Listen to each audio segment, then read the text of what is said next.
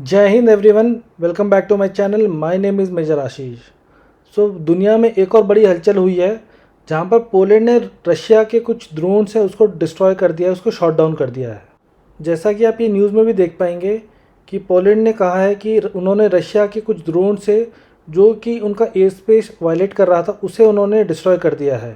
और ये तब हुआ जब ये यूक्रेन के ऊपर ट्यूसडे को जब ये ड्रोन अटैक चल रहा था, उस टाइम पे कुछ ड्रोन्स आके पोलैंड के अंदर आ गए, जिसके बाद पोलैंड और नेटो के जितने भी एयरक्राफ्ट और एयर डिफेंसेस डिप्लॉयड थे वो सारे एक्टिवेट हो गए और इन्होंने एयर में स्क्रैम्बल करना शुरू कर दिया।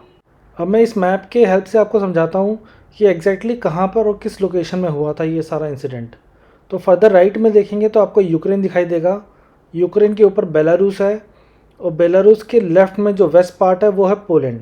तो इस बार रशिया ने यूक्रेन के वेस्ट पार्ट को टारगेट किया था और पोलैंड के अंदर आप जो रेड मार्क से देख रहे हैं वहाँ तक रशिया के जो ड्रोन्स पहुँच गए थे, जो कि यूक्रेन बॉर्डर से ऑलमोस्ट 155 माइल्स है।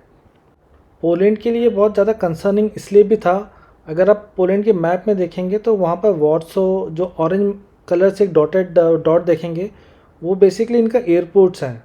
तो इन एयरपोर्ट्स को भी शट डाउन कर दिया गया था।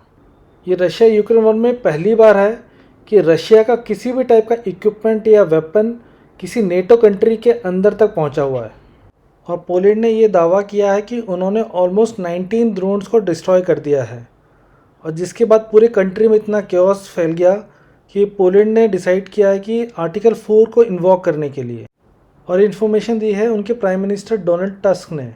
और बहुत ही स्ट्रेंज है कि ट्यूसडे को ये ड्रोन का अटैक हुआ था और उससे एक दिन पहले जो पोलैंड के प्रेसिडेंट थे उन्होंने अपनी स्पीच में कहा था कि रशिया के ऊपर हमें भरोसा नहीं है और वो किसी भी कंट्री को इन्वेड करने के लिए कुछ भी किसी भी हद तक जा सकते हैं।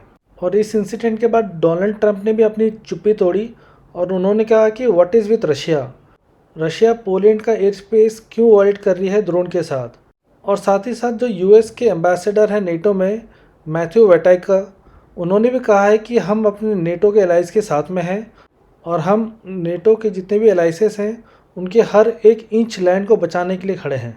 और इस पूरे इंसिडेंट के बाद रशिया ने भी अपना पक्ष रखा है।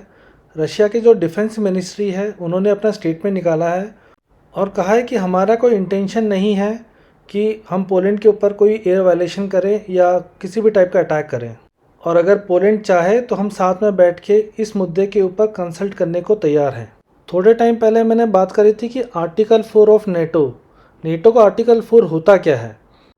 नेटो की ट्रीटी में एक आर्टिकल है, आर्टिकल 4, जो कि मेंबर्स को ये पावर देती है कि किसी भी टाइप का इशू या कंसर्न है specially related to security of a member country, तो उसको टेबल पे लाके डिस्कशन किया जा सकता है विथ नेटो के जो मेंबर्स हैं और अलाइज हैं।